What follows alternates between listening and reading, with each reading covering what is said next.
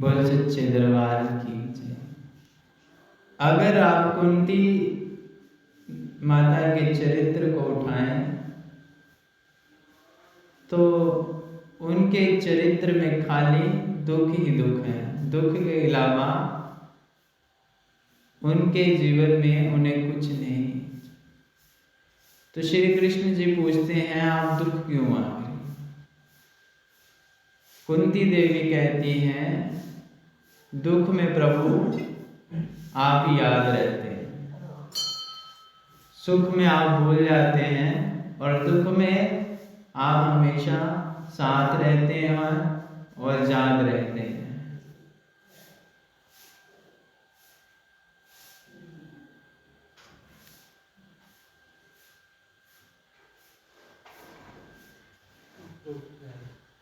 और कुंती की एक कहानी सुने तो कुंती जी का जन्म कहीं हुआ, पालन कहीं हुआ और बचपन ही उनका सुख से व्यतीत नहीं हुआ। कुंती देवी का जन्म मथुरा में हुआ शूरसेन के घर। जन्म लेने के बाद इनको कुंती भोज राजा को सौंप दिया और इनका वास्तविक नाम है पृथा, लेकिन कुंती भोज राजा ने अपना नाम दिया कुंती और इसलिए इनका नाम कुंती है। किशोर अवस्था ने पार की और विवाह हो गया। विवाह हुआ तो ऐसे पुरुष से और जो जन्म से ही पीलिया का रोगी था। और माद्री और कुंती दोनों उसकी पत्नियां थी।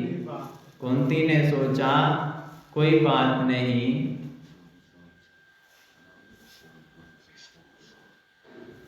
मेरे लिए तो पति ही परमेश्वर है। सतयुग की बात है, उस समय हर एक प्राणी में सत था। 3 युग तक सत विराजमान था।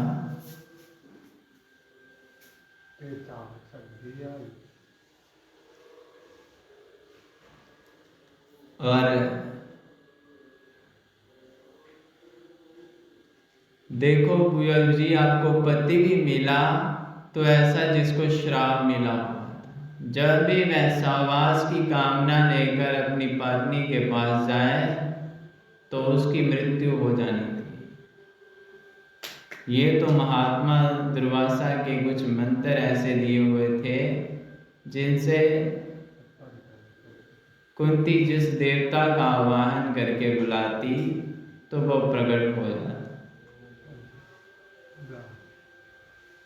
दुर्वासा जी उनके गुरु थे, उन्होंने उन्हें मंत्र दिए थे और उन्हीं मंत्रों के सहारे से धर्मराज को आमंत्रित किया। धर्मराज की कृपा से युधिष्ठिर जी का प्रादुर्भाव किया।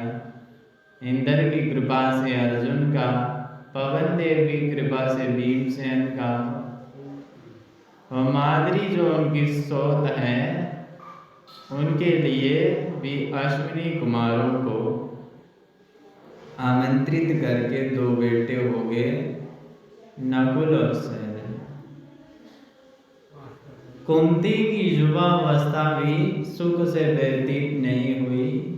पति की भी मृत्यु हो गई क्योंकि पांडु राजा एक बार मन में काबू ना कर रख सके और मांद्री के पास गए और उनकी मृत्यु हो गई। अब मांद्री ने कहा, बहन मेरी वजह से पति मरे हैं, मैं इनके साथ ही सती हो जाऊंगी, मैं इनके साथ ही चल जाऊंगी। विचार करिए, ऐसी विधवा नारी ऐसी विषम परिस्थिति में पुत्रों को कैसे पाल सकती है? जिसके 5 पुत्रों को मारने के लिए गांधारी के 100 पुत्र 24 घंटे कोशिश में लगे रहते थे, योजना बनाते रहते थे कि कैसे मारे।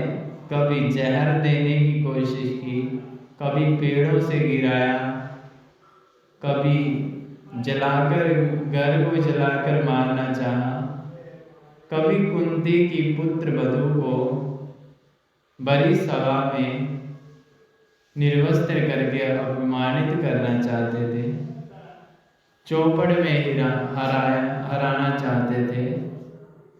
12 वर्ष का वनवास और 1 वर्ष का अज्ञातवास हुआ। बुआ, तुम्हारे जीवन का एक भी दिन सुख से नहीं बीता हो, मुझे याद नहीं बीता हो, मुझे याद नहीं। आज तुम्हारे पुत्रों को सुख मिला है।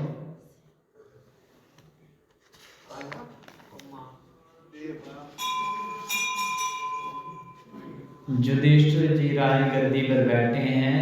मैंने आज तुमसे कुछ मांगने को कहा तो आज तुमने मांगा झोली पसार कर दुख ही मांगा। ऐसे सुख को लेकर क्या करें? गांधारी जी कहती हैं, गांधारी जी कुंती जी कहती हैं, जो परमात्मा को बुला दे ऐसी संपत्ति को लेकर क्या करें? जो कन्हैया की विस्मृति करा दे ऐसे दुख तो बार बार सिर पर रखना चाहिए। ऐसे दुख को जो कन्हैया की याद कराता है, मेरे गोविंद की याद दिल में बसाता है। विपत्ति को विपत्ति नहीं कहते, संपत्ति को संपत्ति नहीं कहते। गोविंद को भूल जाना ही सबसे बड़ी विपत्ति है और प्रभु को याद बनी रहना ही सबसे बड़ी सम्मति है, संपत्ति है। भगवान भागवत में लिखा है, भगवान के चिंतन के बिना एक भी मिनट निकल जाए तो उसके लिए पछताव करो। मेरा समय व्यर्थ में क्यों निकला? माता कुंती ने इसलिए दुख मांगा, यदि दुख नहीं आता तो आज मेरी आंखों के सामने मेरे प्रभु नहीं होते। कदम कदम पर मेरे पुत्रों पर और मेरे जीवन में दुख आया। जब भी दुख आया तुम्हें पुकारा और तुमने आकर हमें दर्शन दिया, हमारी रक्षा की। भगवान बोले, बुआ मैं दुख अब तुम्हें नहीं दे सकता, बहुत दुख भोगा है तुमने। कुंती बोली, कष्ट नहीं दे सकते तो एक काम कर सकते हो क्या? बोली, स्नेह की डोरी को तोड़ दो। ये संसार रूपी स्नेह की डोरी जो है मेरा अपना, इस डोरी को तोड़ दो। मेरी पत्नी, मेरा बेटा, मेरा मकान। देखिए हम लोग कभी अपनी पत्नी और बेटे के लिए भजन माला फेरने के लिए बैठते हैं और माला फेरते समय भी 24 घंटे जाग बनी रहती है। भगवान के लिए माला फेरने बैठते हैं, फिर नींद आ जाती है। इसका अर्थ क्या है? पत्नी को हम अपनी मानते हैं और संसार को अपना मानते हैं, भगवान को अपना नहीं मानते, इसलिए प्रभु के नाम में मन नहीं लगता।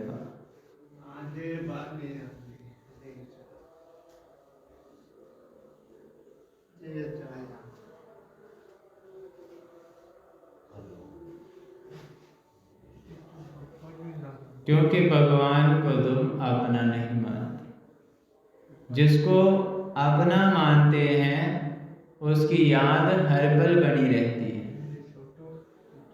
इसलिए कुंती का परमात्मा के प्रति अपनत्व भाव था।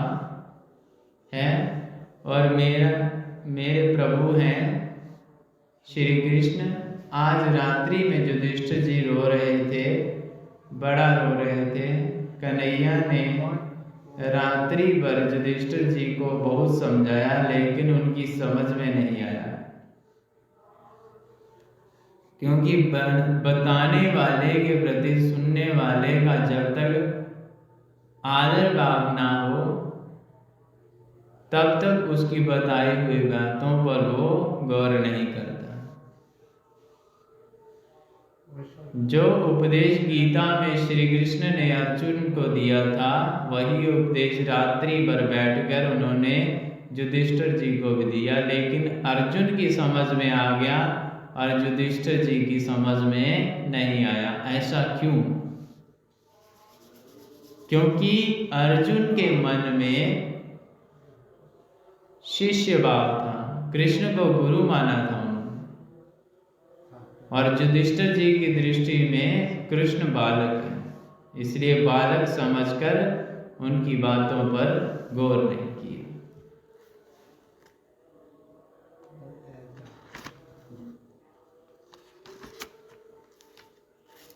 कहने का भाव, बताने वाले के प्रति आदर भाव मन में जगे, ये प्रयास करो।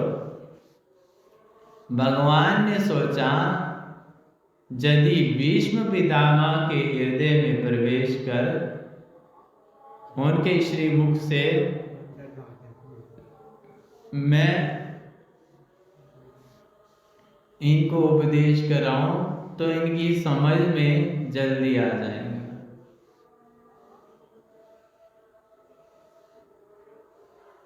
प्रभु सारे पांडवों को द्रौपदी के साथ लेकर भीष्म पितामह के पास गए। रोम रोम में जिनके बाण छिदे हुए हैं, पूरा शरीर छिना हुआ है, सारा शरीर सैकड़ों बाणों से लहूलुहान हुआ है, तीर ही तीर हैं, इतने तीर लगे हैं कि उनकी तीरों की मंजी बन गई, शैया बन गई है, तीरों पर सोए हुए हैं। जब भीष्म पितामह ने पांडवों के मध्य गोविंद को आते देखा, उनके नेत्रों से आंसू झरने लगे। मन ही मन गोविंद को प्रणाम किया और हाथ तो जोड़ नहीं सकते, नेत्रों से आंसू निकल रहे हैं। बोले, मेरी मृत्यु को सुधारने के हेतु मेरे कन्हैया का आगमन हुआ। मैं बड़ा भाग्यवान हूँ, मैं बड़ा पुण्यात्मा हूँ। कृष्ण ने पितामह को प्रणाम किया। पितामह, प्रणाम करता हूँ, आपके पुत्र पांडव हैं, वो सभी राजा बन गए हैं, भारत के सम्राट हो गए हैं, आपके पास आए हैं, प्रणाम करते हैं। द्रौपदी भी आई है, इन्हें उपदेश करिए। आपके जीवन का जो लंबा अनुभव है, उसके माध्यम से इन्हें मार्गदर्शन कराइए। भीष्म पितामह ने कहा, सब कुछ जानते हुए भी दूसरों को आदर देना तो कोई तुमसे सीखे। प्रभु, मैं क्या उपदेश करूं? तुम आदेश करते हो तो अवश्य कहूँगा। भीष्म ने आंखें खोलकर पांडवों को देखा और कहा, दान धर्मान राज धर्मान मोक्ष धर्मान विभागच्छः।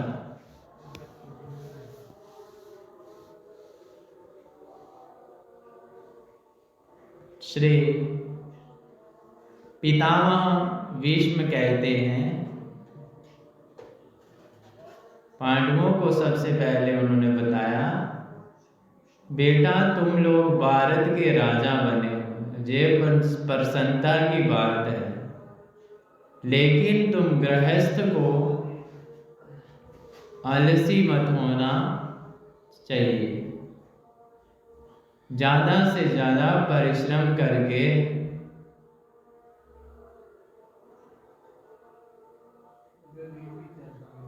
धन कमाना और उसका 10वां हिस्सा प्रभु के चरणों में अर्पित करना, दान करना। शरीर पवित्र होता है सेवा करने से, धन पवित्र होता है दान करने से, और मन पवित्र होता है प्रभु के नाम का चिंतन करने से, कीर्तन करने से, गोविंद को याद करने से।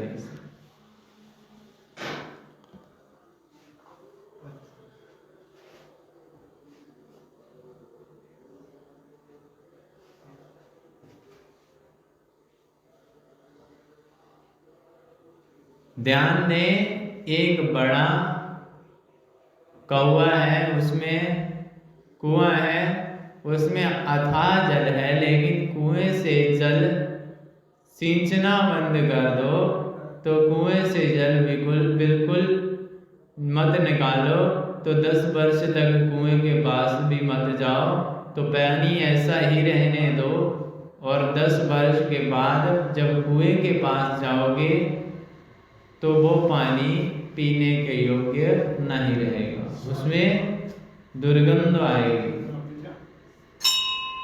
ऐसे ही धन को यदि सत्य कार्यों में नहीं लगाओगे तो धन में विकृति आ जाएगी और वह धन लगेगा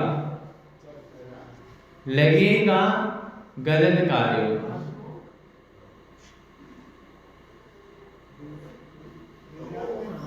बीमारी में लगेगा, नहीं प्रभु के चरणों में 10वां हिस्सा जो चढ़ाएगा उसका बीमारी में लगेगा। लेकिन धन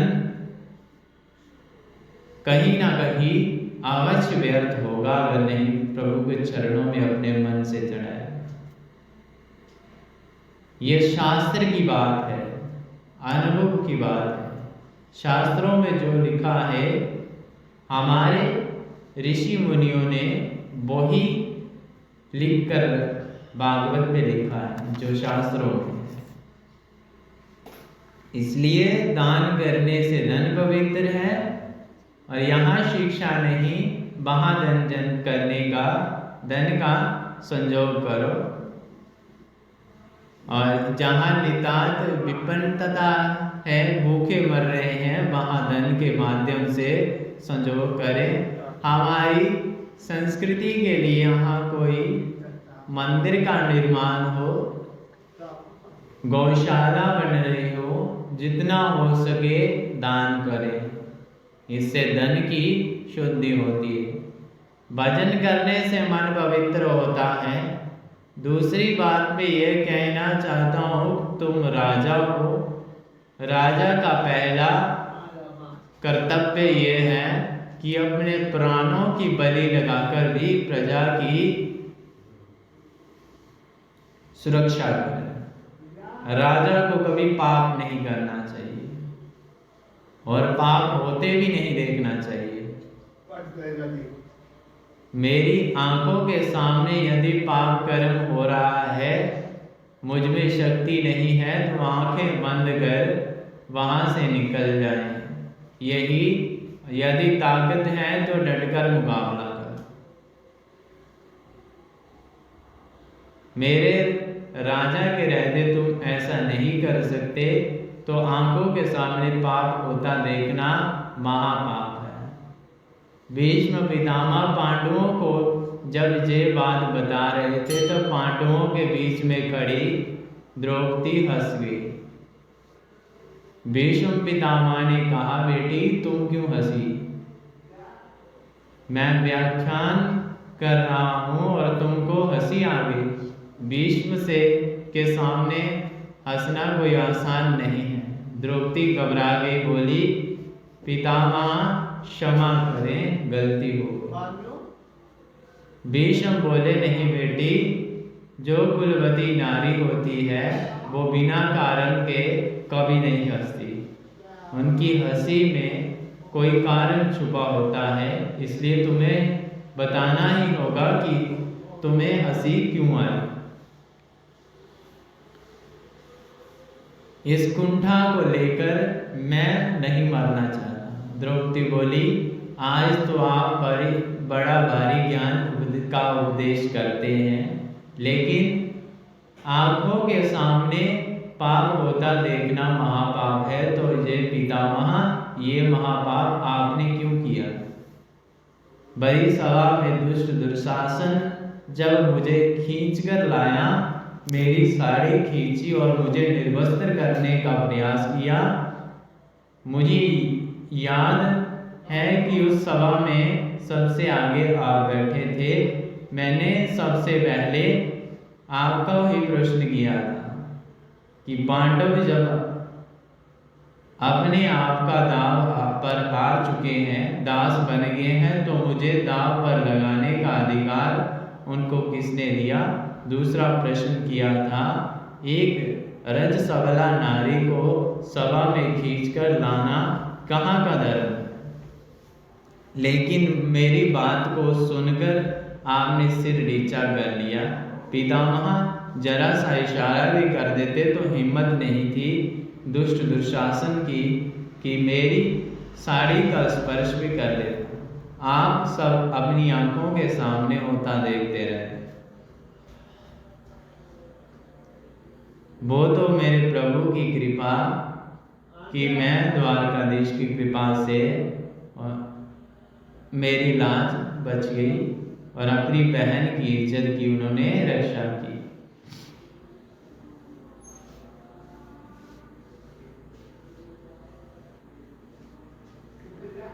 और लेकिन आप जैसा धुरंधर विद्वान,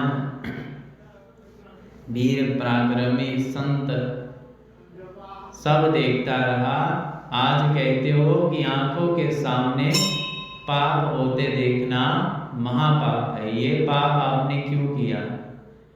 इस बात को सुनकर भीष्म पितामह हिचकियां से रो पड़े और श्री सूत जी कहते हैं, जो महापुरुष अपने जीवन में कभी रोया नहीं था, वो आज हिचकियों को रोक नहीं सका और द्रौपदी से बोला, बेटी तुम सत्य कहती हो, मैं वही अभागा भीष्म हूँ जिसकी आंखों के सामने तुम्हें निर्वस्त्र किया जा रहा था। परंतु बेटी, क्या तुम जानती हो, आज 54 दिन हो गए बाणों की शैया पर पड़े हुए मुझे।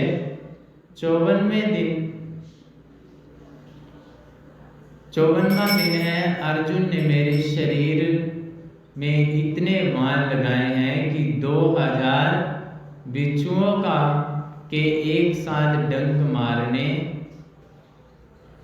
से जितने दर्द होती है वो मुझे हो रहा है। मुझे इंद्र ने मार नहीं सकता। मुझे इच्छा मृत्यु का वरदान मिला। मैं यदि नहीं चाहूं तो मर नहीं सकता। बेचारा इंद्र मुझे क्या मार सकता है, अर्जुन मुझे क्या मार सकता है?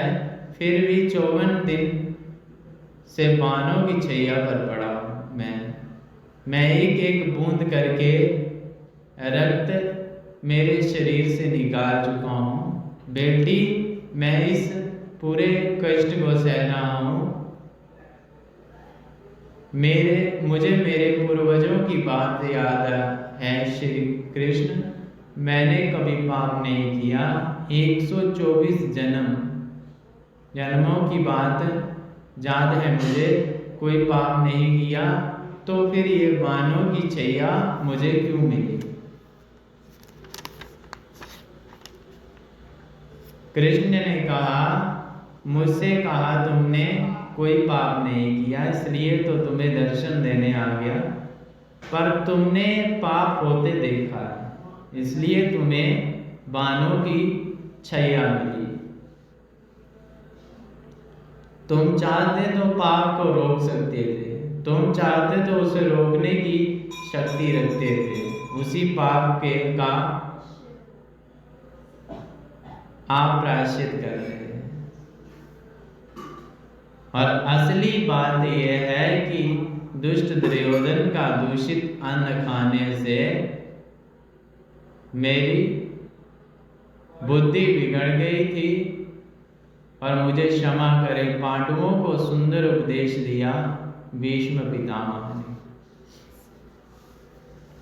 द्रौपदी ने चरण पकड़कर कहा, गुरुजी, आपके मन को कष्ट देने का मेरा मंतव्य नहीं था।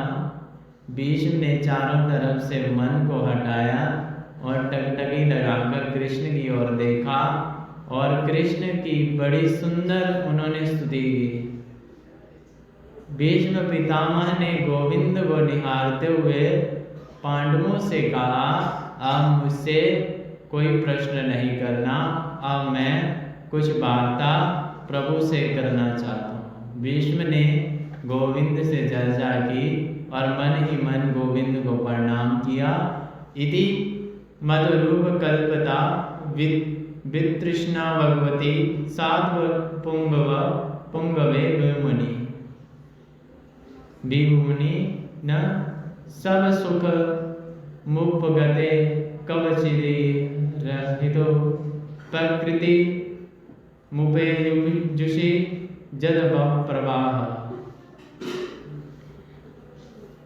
पितामह श्री कृष्ण से कहते हैं, मैंने जीवन में कुछ नहीं मांगा आज से, लेकिन आज कुछ मांगने की आशंका है मेरे मन में। प्रभु श्री कृष्ण कहते हैं, कहिए क्या आशंका है। भीष्म पितामह जी ने कहा, मेरी एक पुत्री है, उसको मैं आपको समर्पित करना चाहता हूँ। पांडवों ने सोचा ये तो ब्रह्मचारी है, इनके बेटी कहाँ से आ गई।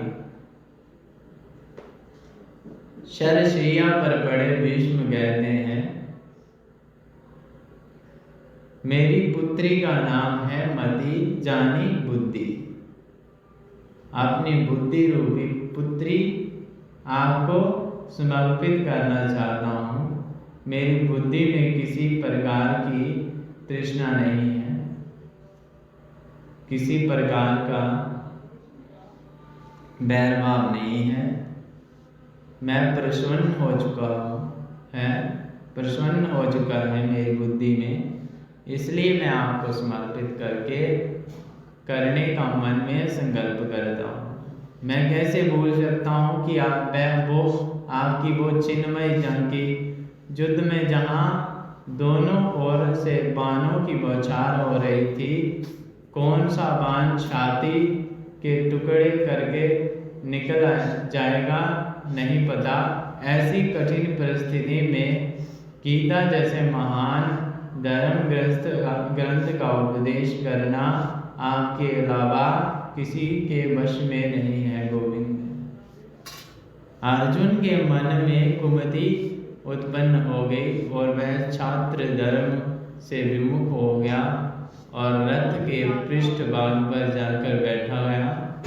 तो आपने हाथ में लिया चौका और ऐसी सुंदर झांकी आपको किसी उपदेशक की नहीं मिलेगी। एक हाथ से घोड़े की लगाम है और एक हाथ में चाबुक और गीता जैसे दिव्य आत्म उपदेश करना जे सिवाय श्री कृष्ण के किसी के बच की बात नहीं। भीष्म पितामह कहते हैं, आप जैसा कृपालु कौन हो सकता है। आपकी बात नीची ना हो जाए इसकी परवाह प्रभु नहीं करता है। उनकी तो एक ही आशंका रहती है, भक्त की आशंका कैसे ऊंची। प्रभु ने प्रतिज्ञा की थी कि अर्जुन मैं तुम्हारे रथ को चलाऊंगा, लेकिन महाभारत के युद्ध में अस्त्र शस्त्र ग्रहण नहीं कर सकता। लेकिन कौरवों की सेना के सेनापति भीष्म पितामह बने तो उन्होंने प्रतिज्ञा की, आज जो हरि शस्त्र न गाह्यो तो लाजो गंगा जननी को मैं शतनु सुत ना कहियो। यदि मैंने श्री कृष्ण के हाथ में अस्त्र ना उठवाया तो मैं भी गंगा का पुत्र नहीं कहलाऊंगा। शांतनु विहारी नहीं कहाओ, भीष्म ने ये प्रतिज्ञा कर ली। अब अर्जुन के सामने विराजमान है श्री कृष्ण। भीष्म ने बाणों की बौछार लगाई, 10 बाण अर्जुन के घोड़े को लगाए और 10-5 बाण अर्जुन पर लगाए। लेकिन भगवान अर्जुन से बोले, तुम कुछ करते क्यों नहीं? अर्जुन बोले, इनके बाण पर पार निकल जाते हैं, मैं कुछ नहीं कर पाता गोविंद। तो ऐसी बाणों की बौछार उस वृद्ध महापुरुष ने लगाई। 2-4 बाण श्री कृष्ण के चरणों में आए तो अर्जुन से बोले, कुछ करो। अर्जुन बोले, मेरा कवच टूट चुका है, बाजू बंद गिरने वाले हैं, मुकुट भी टूटने वाला है। हे केशव, ये युद्ध भीष्म पितामह के सामने युद्ध करना आसान नहीं। ये भीष्म पितामह कोई सामान्य धनुर्धारी नहीं। प्रभु ने कहा, देखो ये पितामह तो अर्जुन को मार ही डालेगा। उन्होंने सोचा मन में और अपनी सारी प्रतिज्ञाएं भूल गए और रथ के नीचे कूद पड़े। और सामने पड़ा था एक रथ का टूटा हुआ पहिया, उस चक्के को उठाया और दौड़ पड़े। और परमात्मा यदि अपनी प्रतिज्ञा को तोड़ दे तो प्रलय हो सकती है। सारी सृष्टि प्रलयकारी समुद्र में डूब सकती है। पृथ्वी कांपने लगी। कृष्ण का उत्तरीय वस्त्र नीचे गिर गया और उसे उठाने के लिए नीचे हुए और पृथ्वी को समझाते हुए बोले, तुम क्यों चिंतित होती हो देवी? मैंने भक्त की प्रतिज्ञा रखने के लिए अपनी प्रतिज्ञा तोड़ी। स्वनिगम मपाय मत प्रतिज्ञा मृत दिक्क्रतु मव पुलुतो रथस्य ददशरथ चरणो अव्य चल दुगुर हरिरिव हंतु में वो गोतीत द्रिय।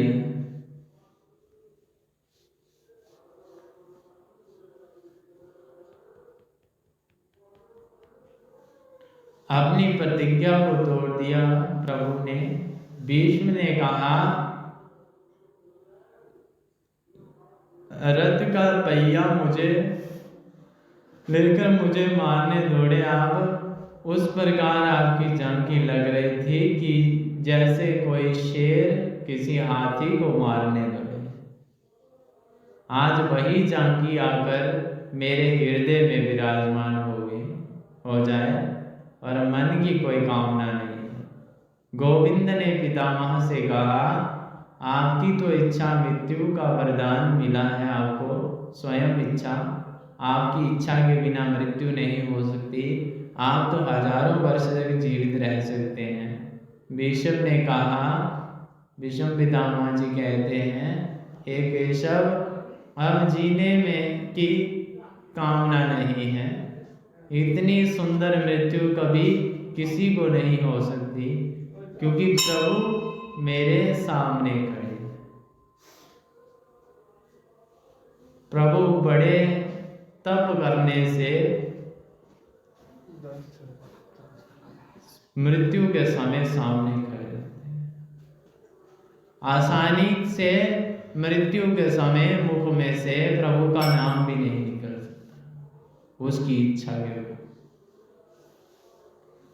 भीष्म बोले, मैं कितना भाग्यशाली हूँ, कितना बड़ा प्रबंध है, साक्षात प्रभु मेरी मृत्यु के समय मेरी आंखों के सामने खड़े हैं। ऐसी सुंदर मृत्यु को छोड़कर कौन जीना चाहता है। भीष्म ने अपने अपलक नेत्रों से कृष्ण को देखा और देखते ही देखते अपने पांच भौतिक शरीर को त्याग दिया। और भीष्म की मृत्यु के पश्चात पांडव बड़ा रोने लगे, हमारे पितामह चले गए। बोल सच्चे दरबार की जय। बोलो श्री राम जय राम, जय जय राम। बोलो श्री राम जय राम, बोलो श्री राम जय राम, जय जय राम। बोलो श्री राम जय राम, बोलो श्री राम जय राम, जय जय राम। बोलो सिया राम जय राम, जय जय राम। बोलो सिया राम जय राम, बोलो सिया राम जय राम, बोलो सिया राम जय राम, जय जय राम। बोलो सिया राम जय राम, बोलो श्री राम जय राम, जय जय राम। बोलो श्री राम जय राम, जय जय राम। बोलो श्री राम जय राम, बोलो श्री राम जय राम, जय जय राम।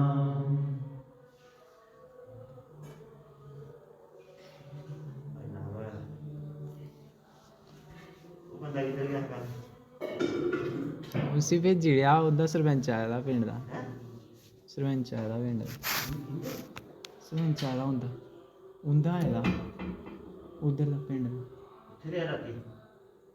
नहीं, वो ले गया बंदा उधर सरपंच ले गया। बोल सच्चे दरबार की जय। प्रभु ने कहा किसी महापुरुष की मृत्यु के ऊपर रोना नहीं चाहिए। क्यों रोना? मेरे नाम का चिंतन करो। बार बार प्रभु ने पांडवों को सुंदर शिक्षा प्रदान की। भीष्म पितामह, इनका 12 भागवतों के नाम है। 12 जो भागवत हैं नाम, उनमें एक नाम भीष्म पितामह का आता है। उनकी मृत्यु के उपरांत के संस्कार पूरे किए। पांडवों के सामने प्रभु बैठे हैं। पांडवों से बोले, आप लोगों का वनवास पूरा हो गया, आपको राजगद्दी भी मिली, समाज में आप लोगों की प्रतिष्ठा भी बढ़ी।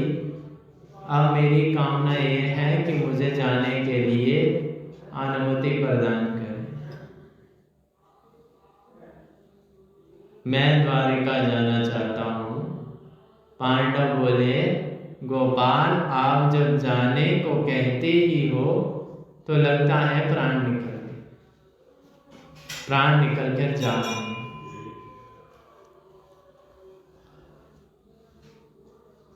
लेकिन हमारी वजह से द्वारका वासियों को तकलीफ हो, हम ये भी नहीं चाहते। इसलिए प्रभु को जाने की अनुमति प्रदान की।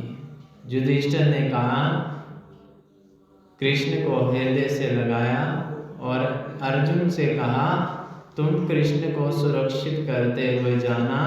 अर्जुन समझ गए कि भैया जी के मन में कृष्ण के प्रति भाई वाला भाव है, वात्सल्य भाव है, अपनापन है, इसलिए उनको चिंता है कि कहीं चोर कृष्ण की सामग्री को लूट ना ले।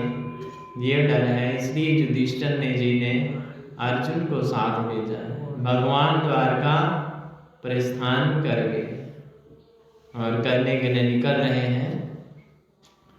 आपने महलों की अटारियों पर खड़ी हुई कुरुकुल की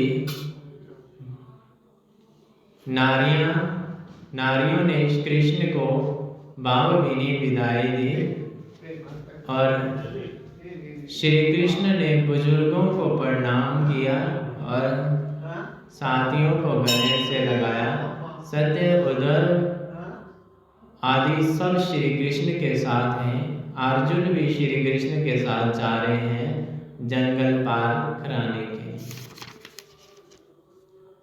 आए द्वारका वासियों को जैसे ही पता चला कि पांडवों की विजय श्री दिलाकर आज प्रभु आ रहे हैं, कन्हैया आ रहे हैं, बस पूरे मार्ग पर, पूरे रास्ते पर फूल बिछाए, पुष्पों की वर्षा और जगह जगह पे तोरण, पांडवों की विजय श्री दिलाकर आ रहे हैं। श्री कृष्ण जी ने जैसे ही द्वारका में प्रवेश किया, उनके पहले ही आसपास की जो कोल भील निषाद हैं, उन निषादों से श्री कृष्ण ने पूछा, मेरी अनुपस्थिति में आप लोगों को किसी प्रकार का कष्ट तो नहीं हुआ? निषाद बोले, और तो कोई कष्ट नहीं था, लेकिन दर्शन नहीं मिल पा रहे थे, यही कष्ट था। भगवान बोले, अब मैं आ गया हूँ, कोई भी कष्ट हो मुझसे कहना। अपने महल में प्रवेश करते ही गोविंद ने माता पिता के चरणों में सिर रखकर प्रणाम किया, देवकी रोहिणी के चरणों में सिर रखकर प्रणाम किया, क्योंकि अभिवादनम शीलस्य नित्यम विद्रो वृतोपस्विन्न चत्वारि तस्यं वृदन्ते आयुर्विद्याशो बलम।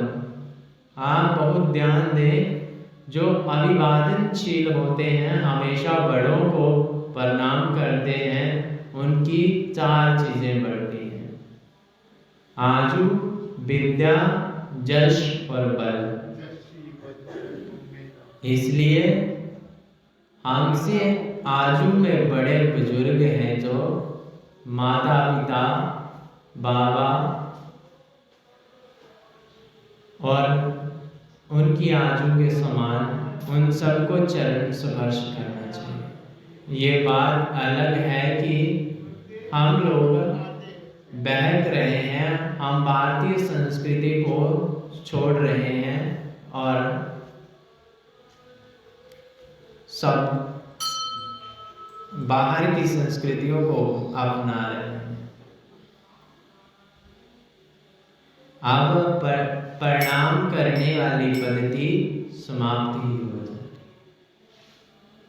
बड़ों को प्रणाम करना चाहिए और अभिवादन करना चाहिए।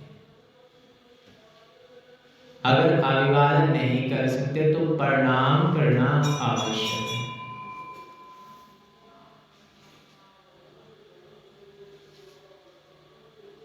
कितना अच्छा लगता है, हमारी संस्कृति को कोई उठाकर चलता है। जब कोई कहता है प्रणाम, नमस्कार, स्वागतम, आप लोगों को आश्चर्य होगा कि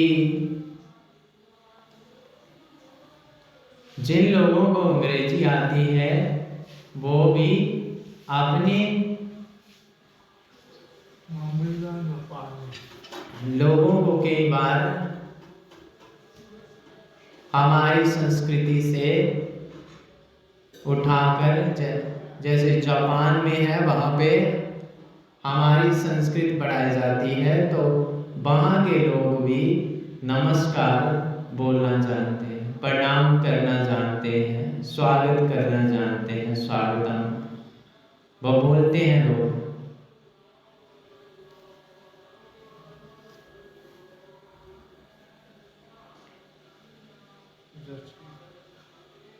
क्योंकि एक भारतीय नारी होकर कहती है कि मेरे पुत्र को हिंदी लिखना नहीं आती, तो इससे बड़ा शर्म की बात और कोई नहीं है। क्योंकि अपनी संस्कृति को समाप्त ना होने दें, अपने धर्म के प्रति जागरूक रहना चाहिए। प्रत्येक घर में एक मंदिर होना चाहिए और प्रत्येक बालक को अपने परम पिता परमात्मा का पता होना चाहिए। यही सबसे बड़ी हिंदुओं की शिक्षा है। लेकिन आज के समय में बच्चों को पूछना पड़ता है, माँ ये क्या है, ये कौन है? और इसलिए बचपन में ही बच्चों के मन में संस्कार डालें, उन्हें प्रभु के चरणों में लगाएं, तो उन्हें अपनी संस्कृति का ज्ञान होगा।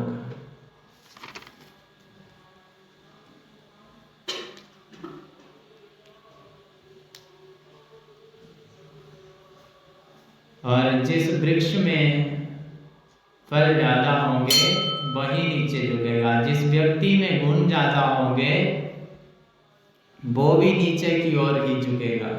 सूखी हुई लकड़ी कभी झुकती नहीं है और मूर्ख व्यक्ति कभी झुकना जानता नहीं। बड़प्पन तो वही है जो विनम्र रहे। जो वास्तव में बड़े हैं, जो विनम्र होते हैं, जो विनयी होते हैं, बात सुनने वाले होते हैं, और जो लोग गलती से बड़े हो जाते हैं ना, उनमें विनम्रता आने में, बड़प्पन आने में 2-4 पीढ़ी का समय लगता है। इसलिए बड़ों को प्रणाम करने की आदत डालें। कृष्ण तो चले गए द्वारका, लेकिन इस बालक को प्रभु ने गर्भ में जाकर बजाया था। उस बालक ने आज हस्तिनापुर में जन्म लिया। इसका नाम है परीक्षित। ये अभिमन्यु का बेटा है। अभिमन्यु में वे युद्ध में मारे जा चुके हैं, जिसने अपने पिता का मुख नहीं देखा। जब ये 3-4 महीने का गर्भ में था, पिता की मृत्यु हो गई, युद्ध में मारे गए। जैसे ही इसने जन्म लिया, लेते ही पालती मारकर बैठ गया और चारों ओर देखता है। बताओ, आपने दुनिया में कभी ऐसा बालक देखा जो जन्म लेते ही बैठ जाए और चारों ओर देखे? लाखों लोग उस बच्चे को देख रहे हैं। पांडवों और कौरवों के वंश में एक यही बालक बचा है और यही इनके वंश को चलाएगा। महर्षि वेद व्यास जी ने उस बच्चे का नाम परीक्षित रखा। लेकिन ये बालक चारों तरफ देखता है और नेत्रों में आंसू है, निराश हो रहा है। महर्षि वेद व्यास के चरणों में युधिष्ठिर ने प्रणाम कर किया और कहा, गुरुजी, मेरे घर में ऐसा बालक कभी नहीं हुआ। इस बालक ने जन्म लेते ही चारों ओर क्यों देखना शुरू कर दिया? क्या देखता है ये? व्यास जी भी रो पड़े और बोले, राजन, ये बालक गोविंद का परम लाडला भक्त है। ये बालक सोच रहा है कि जिसने गर्भ में जाकर मेरे प्राणों की रक्षा की, और वो इस भीड़ में कहाँ छुप गया? जिस सुदर्शनधारी ने मुझे गर्भ में बचाया, वो इस भीड़ में दिख क्यों नहीं रहा? तो भगवान को पता चला मेरी बहन सुभद्रा के घर पौत्र हुआ है। तो प्रभु जी आशीर्वाद देने के लिए आए। शोषक कुर्ता टोपी लेकर पधारे श्री कृष्ण।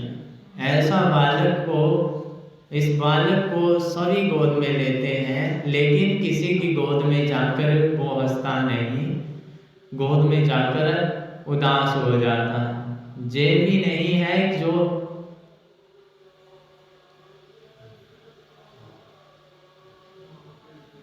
लेकिन जैसे ही गोविंद पहुंचे और कन्हैया ने जैसे ही उसे गोद में लिया तो गोद में जाते ही बालक जोर जोर से हंसने लगा, प्रसन्न हो गया। प्रभु ने उसके सिर पर हाथ घुमाया और उसका नाम परीक्षित रख दिया और वह श्रीमान परीक्षित के नाम से जाना जाने लगा। और श्री सूत जी कहते हैं, ऋषियों, ये ऐसा परम लाडला भक्त है। ब्रह्मा की सृष्टि में ये एकमात्र बालक ऐसा हुआ जिसने जन्म लिया बाद में और प्रभु का दर्शन पहले ही कर लिया। जन्म से पहले ही जिसने प्रभु का दर्शन किया लिया हो, ऐसा बालक केवल परीक्षित ही। लेकिन अर्जुन जब कृष्ण के साथ द्वारका चले गए तो अर्जुन की आंखों के सामने सब जदुवंशी मारे गए। अर्जुन रोते हुए रहेंगे। अपनी लीलाओं को संपन्न करके गोविंद भी अपने धाम को चले गए।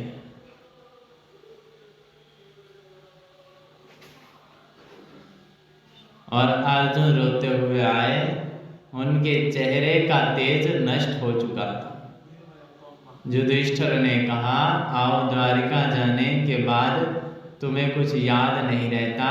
कृष्ण को प्राप्त करने के लिए जब तुम सबको भूल जाते हो। बताओ कैसे हैं हमारे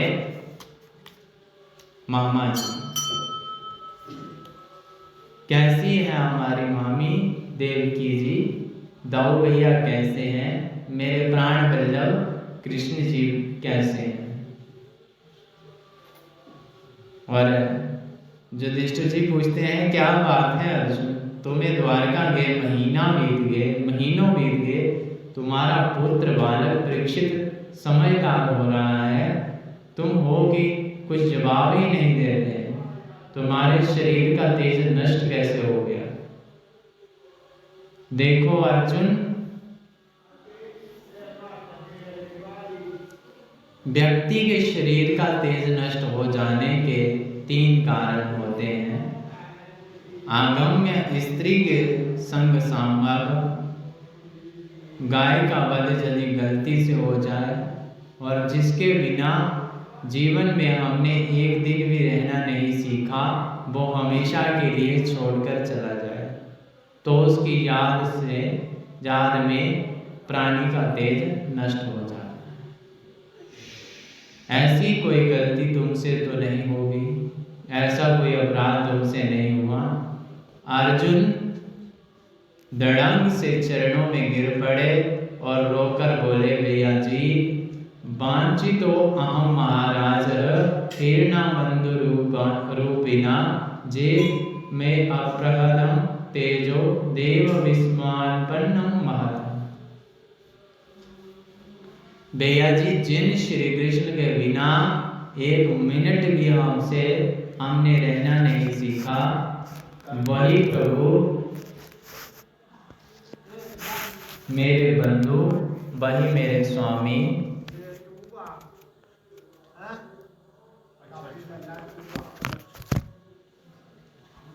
वही परम गुरुदेव श्री कृष्ण आज हम सबको छोड़कर चले गए। जिन कृष्ण के आशीर्वाद से बड़े बड़े राजाओं को के सामने हमने द्रौपदी जैसी बाइयों को प्राप्त की, जिन श्री कृष्ण के आशीर्वाद से हमने दुर्वासा जैसे ऋषि के क्रोध से अपने आप की सुरक्षा को पाया, जिन श्री कृष्ण के आशीर्वाद से किरात रूप में होकर आए भगवान शंकर को मैंने संतुष्ट किया। आज वही मेरे प्राण वल्लभ गोविंद हमें छोड़कर चले। जैसे ही माता कुंती ने सुना कि मेरे प्रभु चले गए, ये समाचार सुनते ही धड़ाम से जमीन पर गिर पड़ी और 1 मिनट में ही उनका प्राण निकल गया। राम राम कहते जैसे दशरथ जी का प्राण हो गया, प्राणांत हो गया, मृत्यु हो गई, वैसे ही पांडवों की माता ने श्री कृष्ण कृष्ण कृष्ण स्मरण किया और 1 मिनट में ही उनका प्राण निकल गया।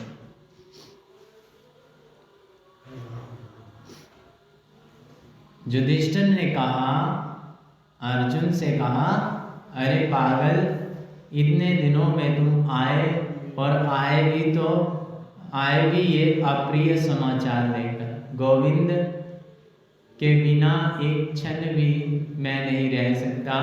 पांडवों के मंत्री जी को बुलाया और कृष्ण के वियोग में बड़ा दुखित मन से परीक्षित को राजगद्दी पर बिठाया। छोटा सा बालक उसे राजगद्दी दे दी और बोले, कृष्ण के बिना हम इस भूमि पर नहीं रह सकते। परमात्मा के चिंतन के बगैर हमारा समय निकला नहीं। कृष्ण की सन्निधि हमें बचपन से प्राप्त हुई, तो अब गोपाल के बिना हम रहें कैसे। परीक्षित ने कहा, बाबा मैं तो अभी बहुत छोटा हूँ, आप लोग मुझे छोड़कर कहाँ जाते हैं। पांडव बोले, बेटा जीवन में 3 बातें हमेशा याद रखो। आंखों के सामने कभी पाप होते नहीं देखना, शरण में शत्रु भी आ जाए तो उसे क्षमा कर देना, अतिथि का सदा सत्कार करना। ये 3 बातें याद रखना, क्योंकि ये हमें भीष्म पितामह ने बताई। ये 3 बातें जिस घर में, गृहस्थ में, जीवन में मानी जाती हैं, उसके जीवन में संकट नहीं आ सकता। 4 भाइयों का प्राणांत बीच में हो गया, द्रौपदी का वतन भी बीच में हुआ। शरीर तो केवल धर्मराज युधिष्ठिर ही स्वर्ग पधारे, जब भी 1 मिनट के लिए उन्हें भी नरक का दर्शन करना पड़ा। अंत में उन्हें अपने धाम की प्राप्ति हो गई। पांडवों ने अपने जीवन में यही अपनाया, श्री कृष्ण के अलावा कुछ भी स्मरण नहीं किया और एक में ही जीवन को निष्ठा से लगाया और जीवन को कृष्णमय बनाया। और यही जीवन सार्थकता है, इससे बड़ा कोई स्वरूप नहीं हो सकता। ये दुनिया को दिखाया। उस प्रभु के चरणों में अपना प्रेम बढ़ाओ।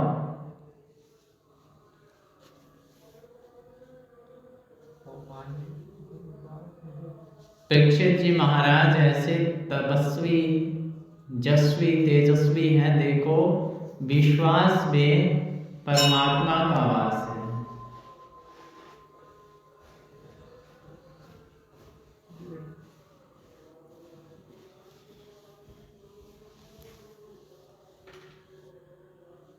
तो वो अगर विश्वास नहीं है तो मंदिर में भी प्राणी को गलत ही सोच रहेगी मन में। लेकिन परीक्षित बड़भागी हैं। पांडव लोग अपने प्रशासन को करके चले गए, लेकिन उनके द्वारा जो उपदेश प्राप्त हुए हैं परीक्षित को, वह उनके जीवन को महान बना गई। इसलिए बचपन से ही उनमें दृढ़ता है। बोल सच्चे दरबार की जय। सच्चियां सोता वाली माता तेरी सदा ही जय। श्री कृष्ण गोविंद हरे मुरारी, हे नाथ नारायण वासुदेवा श्री कृष्ण गोविंद हरे मुरारी हे नाथ नारायण वासुदेवा हे नाथ नारायण वासुदेवा हे नाथ नारायण वासुदेवा श्री कृष्ण गोविंद हरे मुरारी हे नाथ नारायण वासुदेवा श्री कृष्ण गोविंद हरे